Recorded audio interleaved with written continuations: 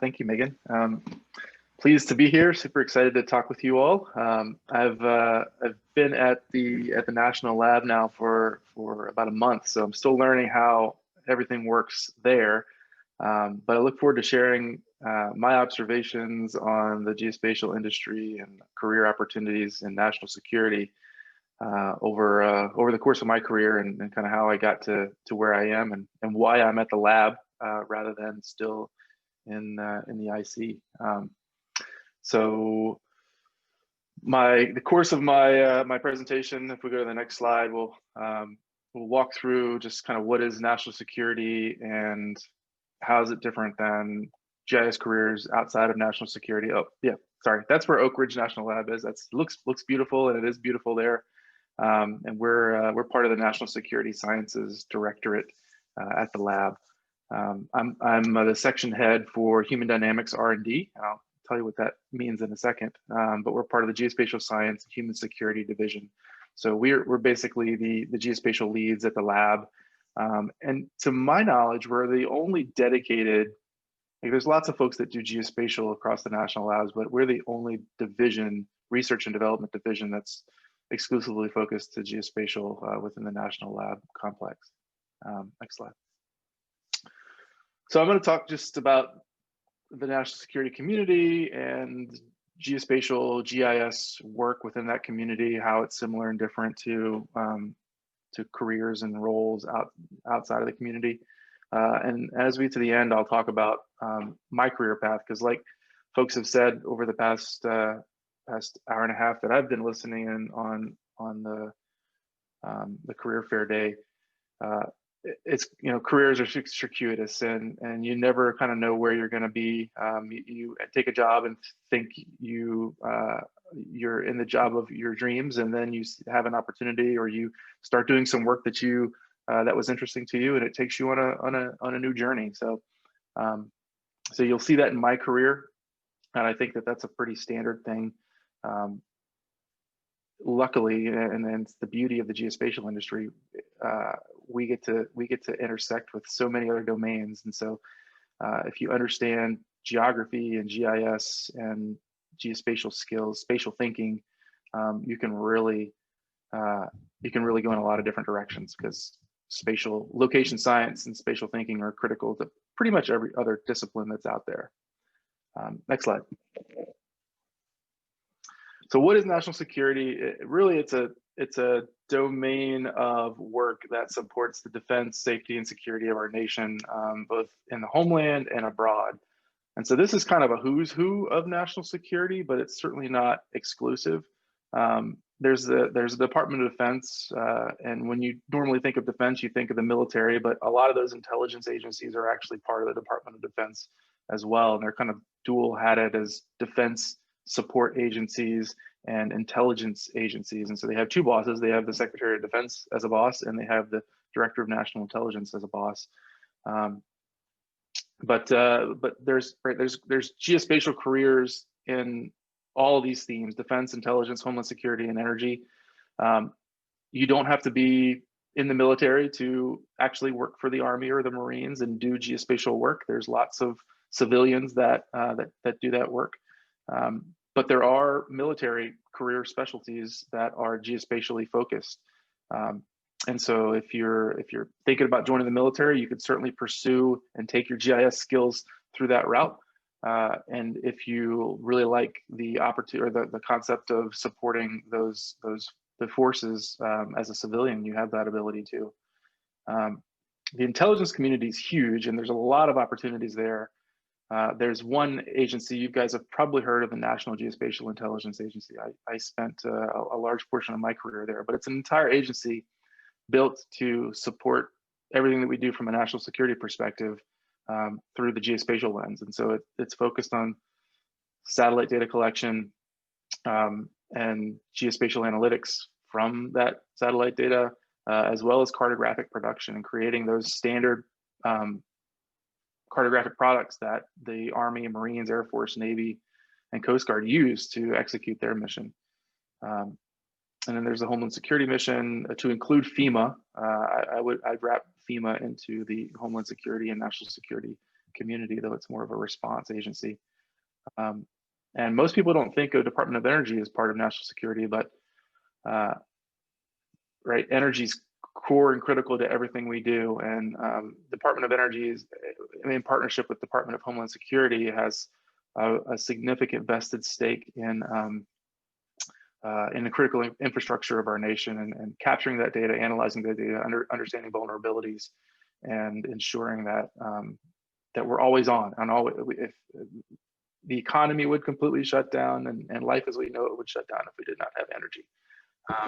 So it's a critical component of national security. Next slide.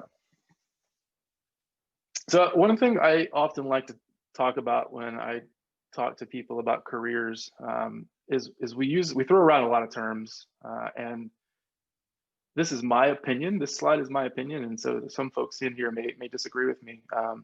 But I view GIS as tools that you use, GIS and Esri are almost synonymous at this point. But there's a lot of tools that can be considered a GIS. Geospatial is the industry that we're in. It's the data that we create and use. It's kind of what we do. That's what I view geospatial as, what we do, and GIS as a means to accomplishing the ends. You'll often hear from a national security perspective that the phrase, or kind of, it's an acronym, but it's also pronounced Geoint.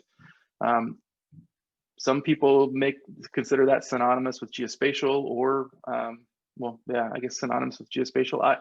I view it as a tradecraft. It's a way of applying GIS tools through the lens of geospatial thinking to answer a problem, a national security problem. Geoint is short for Geospatial-Intelligence. And there's a specific definition that the government has applied to that, but I think more generally speaking, it's really a set of skills that you know how to apply to accomplish the things that you do as a geospatial person within the industry. And then geography is the discipline that we're all kind of growing up in, for the most part, right? I think you could be a GIS expert from a biology background, or from an ecology background, or from an engineering background. A lot of us, myself included, came out of the geography world. And it's a different lens. You can be a geographer and not a GIS person, but you can also be a GIS person and not a geographer. So I think it's important to distinguish those. And this slide is probably right for debate. So happy to have time for that at the end. But I do think it's important to distinguish GIS as a set of skills around a set of tools from the problems that you're trying to solve, and from the kind of the approaches that you use to solve those problems. Next slide.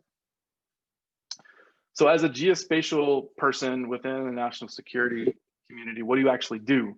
And the answer is, you do a lot of the same things you do outside of the national security community. You, at the end of the day, you're using geospatial tools and applying geospatial skills to solve problems geospatially.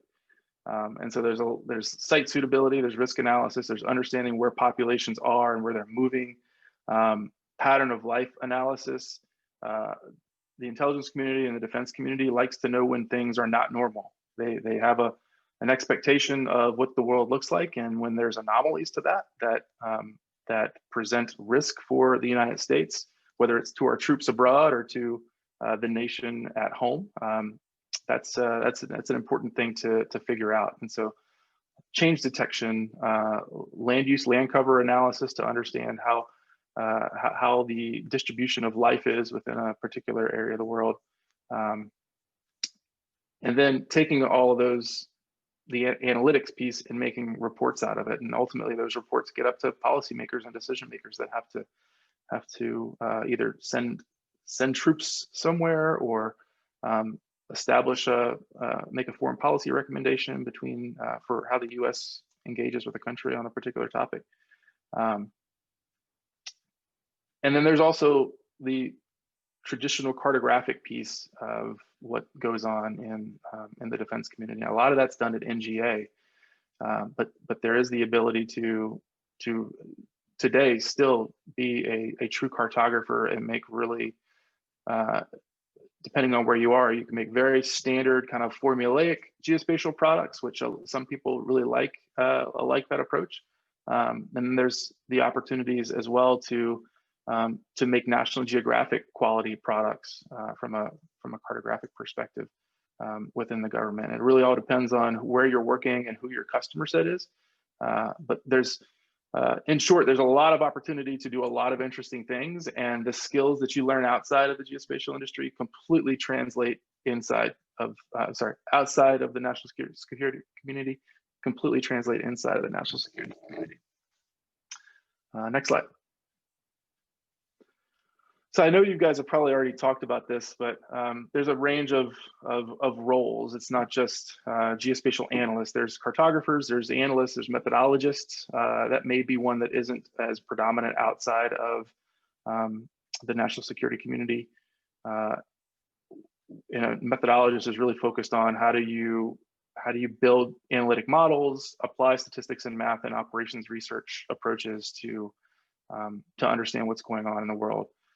Them engineers, scientists, and developers, and these skills are certainly abbreviated, and a lot of you could add a lot of things to this. But the important thing is that there are geospatial roles and geospatial skills that go along with those roles, and you can either dive deep into one of them, or you could build skills across all of these.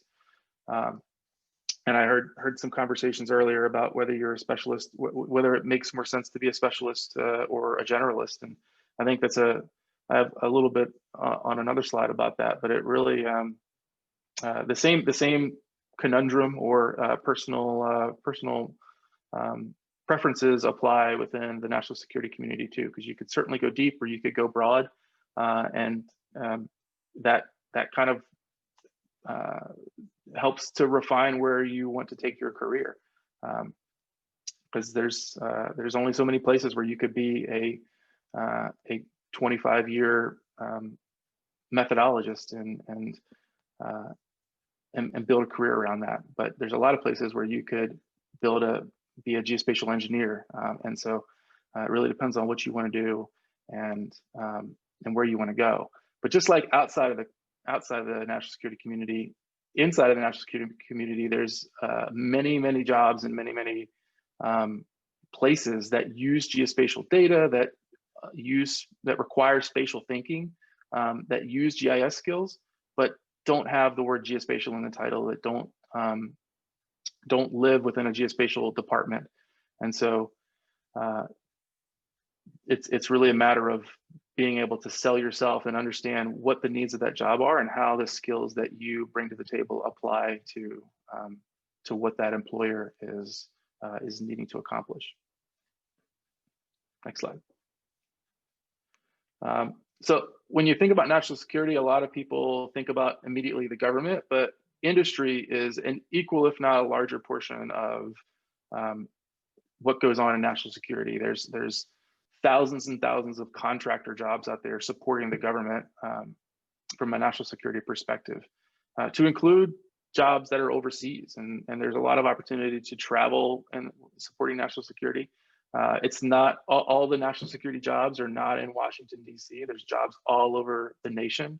As a member of Oak Ridge National Lab, I'm in Tennessee, Eastern Tennessee. I'm not actually, I'm in the Washington, D.C. area, but Oak Ridge National Lab is in Eastern Tennessee. But there's jobs in every state of the nation. There are national security jobs, and so you have a lot of flexibility on where you can work. You have a lot of flexibility in what you can do. There's some trade-offs between industry and government. From an industry perspective, you definitely have, in my view, a lot more flexibility in the work that you can do. From a government perspective, everybody appreciates that government jobs are relatively stable, because the federal government's budget is a pretty stable thing. But from a federal government perspective, you're often forced into being a generalist. I can tell you from my career, and I would say it's agency specific. So this is coming from my own personal point of view and experience, but the federal government likes to ensure continuity of operations, and the best way to do that is to ensure that your workforce is well-rounded and can move around to different jobs and work roles, and successfully perform those. So So it is difficult to spend 10, 15, 20 years doing the same job. And from my perspective, that's a great thing, because I would get bored and I don't want to do the same thing for 20 years. But it often forces you to kind of lose some of the subject matter expertise that you came in with while you're gaining other expertise. And like I said before, depth or breadth is a decision that it's a decision that you got to make, and it's very much a personal preference. But an important thing to also note is that it's not all technical, and there are many jobs in the geospatial industry, outside and inside of national security, that where you can apply your knowledge of GIS and your understanding of how to do the work, how to do the analysis, manage data, without necessarily having to do it. I, for one, don't like sitting at a computer for eight plus hours a day, clicking a mouse and managing geospatial data. So there's other ways that I can apply my skills and help my employers accomplish their mission. And so there's a lot of opportunity that isn't just being a specific GIS user all day, every day. Next slide. So there's a lot of opportunities in national security. I did some searching online this morning, and here's just an example of like the number of jobs that I found without any geographic bounds on them. Interestingly enough, when I put in national security, the results were not that great. But if you understand the lingo and you put defense or IC is short for intelligence community, or GeoInt and geospatial intelligence, you get a lot of returns and a lot of results. So using the right words in your job search will help you find those jobs. So GIS and defense, for example, only 59 jobs. When I search for GeoInt, I get 1,200 on Glassdoor. Like was mentioned in the conversations earlier, the job titles are all over the place, and you could have vastly different job titles mean the same thing. I don't think that there's any consistency in how a lot of these terms are applied when folks are hiring for them. And so just make sure you throw in the right terms and understand that maybe your dream job isn't being a data steward, but you might be doing the same thing as a data steward that you would be as a GIS specialist, depending on the employer. So it's important to understand exactly the work that you're going to be doing and how that relates to really what you want to do from a career perspective. The last thing I'll mention here is, and I haven't mentioned it to this point, but an important piece of working in national security is almost every job requires a security clearance. And there are different levels of security clearance, and it usually takes, depending on the level, it can take up to and over a year to get that clearance approved. It's not a big deal. It's a bit intrusive and a pain in the butt to have to pull all the information together to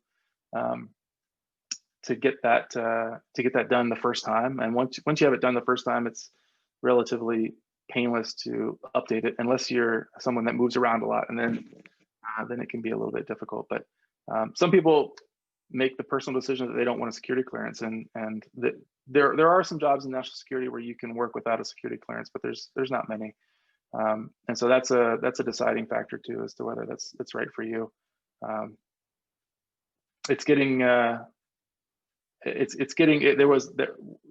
guess 10-15 years ago, there was a real bottleneck on getting clearances done, because there were the federal government was hiring and contractors were hiring in such large quantities to support the global war on terror. And this was kind of after the 9/11 attacks and everything. And that the bottlenecks that happened then have kind of allowed the community to speed up that process. So it's a much more streamlined process now. I think I've seen things go through a lot quicker, but it's still quite a pain to pull all that information together. Next slide. So an important thing to know, I think this is important for any community that you're trying to get a job in, but you have to know the lingo and you have to engage the network. And this was mentioned previously, but you've got to use the right words in your resume. You've got to use the right words in your job interview to land these jobs. And as I said before, the skills that you learn at university and outside of the national security community 100% translate inside of the national security community. You just have to know that when you say potato on the outside, it means potato on the inside. And you figure that out through reading magazines and engaging with the right organizations. And Esri's well plugged into all this, and so read ARC User, go to Esri's website, go to the Federal User Conference if you can, and even the International User Conference, and go to the Defense and National Security sessions there. There's a big GeoInt conference called the GeoInt Symposium that's held every year. That is, it's not as technical as an Esri conference. It's not really focused on tools and tradecraft. It's more focused on policy and strategic direction. From a business perspective, like business and government working together perspective, but it's a great place to learn how the community operates. So, so recommend checking out GeoInt Symposium if you can, and that'll point you, that is sponsored by USGIF, which is the U.S. Geospatial-Intelligence Foundation, essentially a non-governmental organization that is composed of members from industry that work within the national security community, specifically around geospatial. Lots of other communities, or I guess organizations that support that community, and that you can get involved with too. But check out their websites, read the press, understand the lingo, and then it'll help you figure out how to translate what you're doing outside to what you might need to, how you might need to rephrase that to make it relevant to the jobs that you're looking to apply for on the national security side. Next slide. So just so now I want to jump into a quick review of my career, and I think like the first part of that self-assessment, and then the middle part, like reflection, is a critical part to any career path.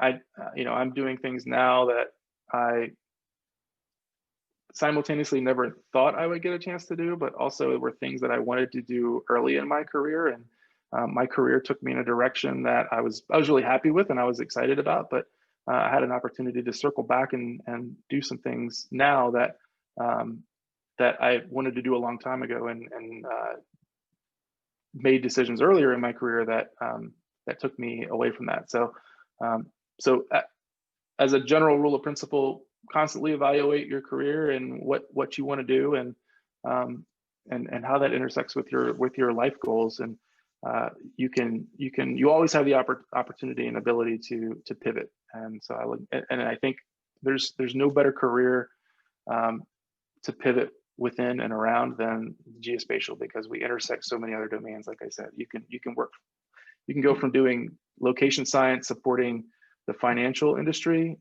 to doing geospatial around climate science, and the skills that you use to support one will 100% translate to the other.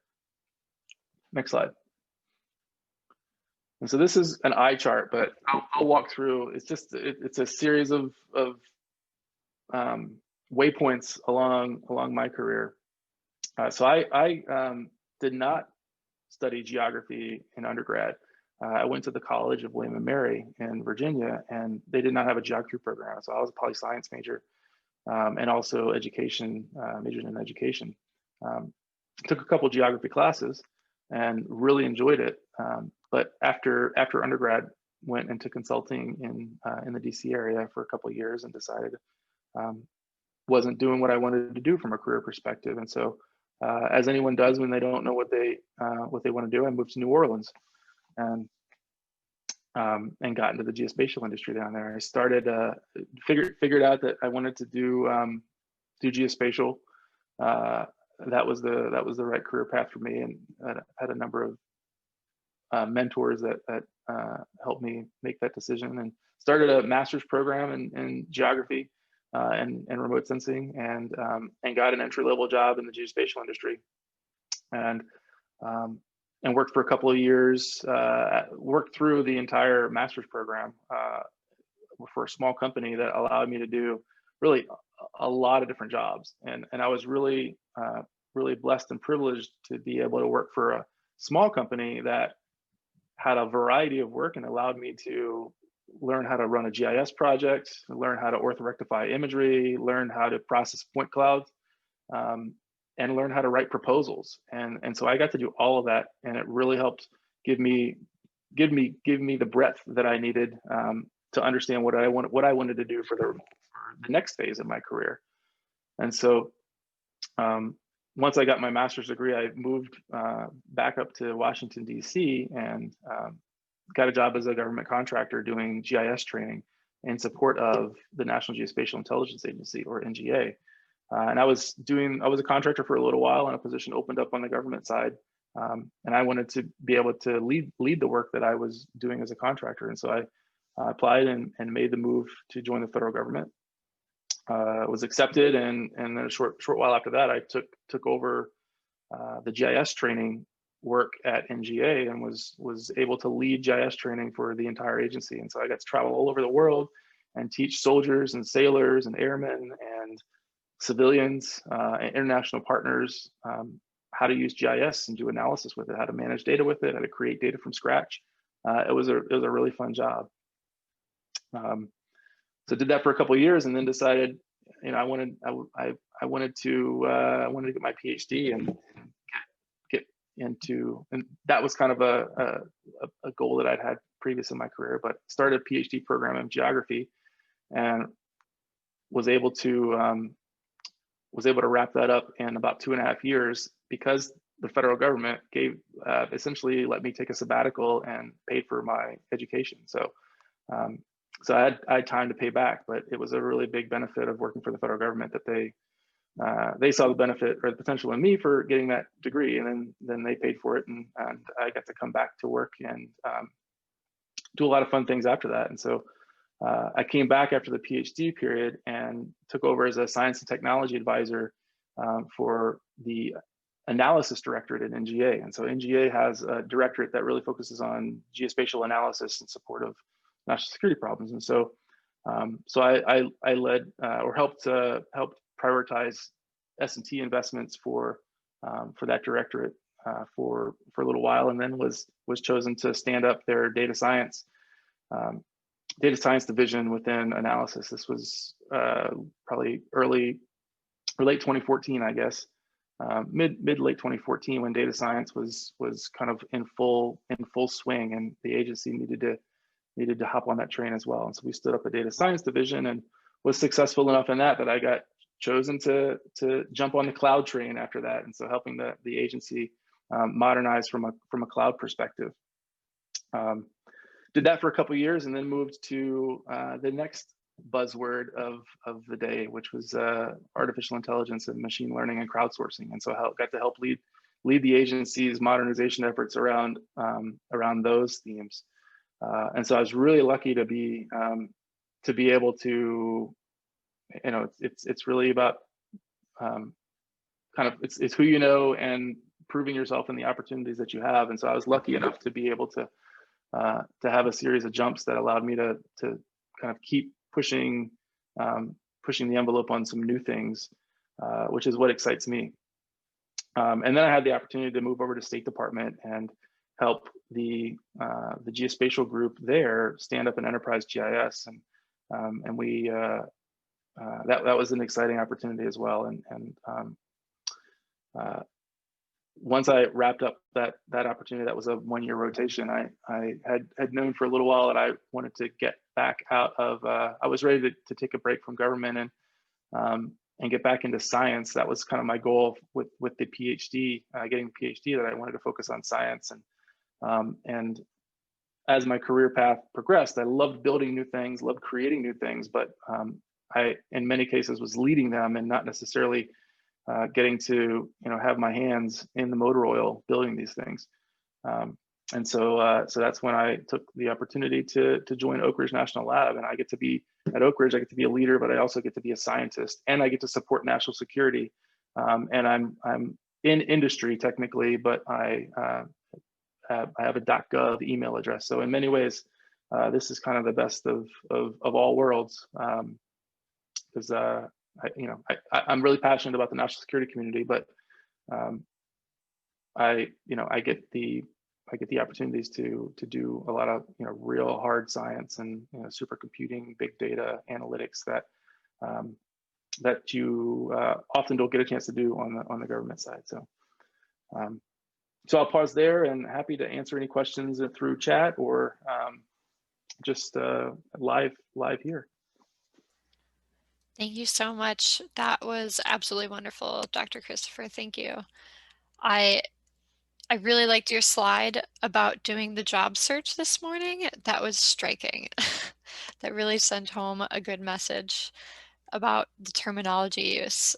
So yeah, let's have attendees, if you have questions for Dr. Christopher, please put them in the chat and he can respond to them there. And his contact information is also on the event page.